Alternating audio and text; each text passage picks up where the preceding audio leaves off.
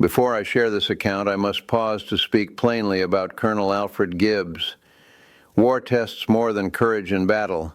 It tests judgment, restraint, and the willingness to stand firm when authority itself is wrong.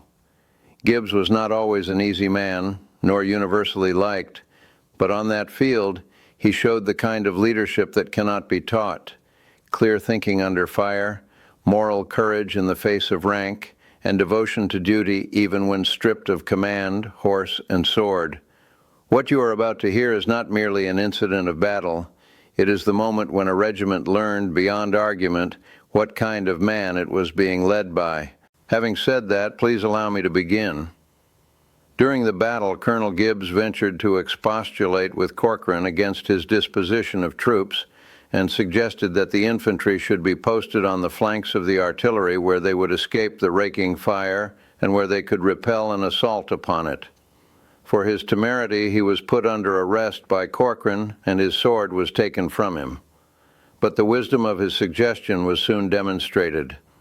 Corcoran's own brigade broke in confusion and disorder and began a precipitate retreat. He was himself obliged to leave the field in the effort to rally them. Meanwhile, the fight in the front went on without orders or direction.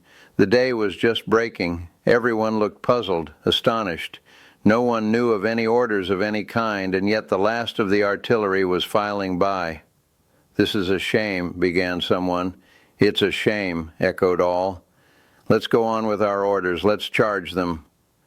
The keynote had been struck, and quicker than it can be told, 3 regiments in line of battle moved from the edge of the wood and charged across the open field.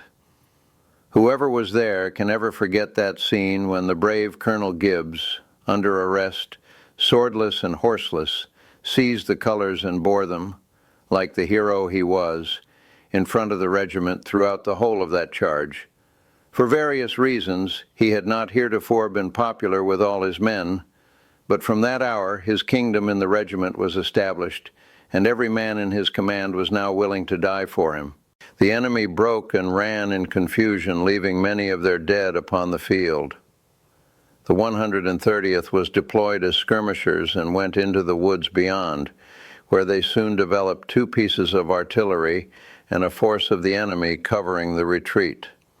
These were being steadily forced back by the 130th under Colonel Thorpe when Corcoran arrived on the field and recalled them. After an hour's delay, in which were gathered up fragments of the Legion, the pursuit was resumed, but without any great success.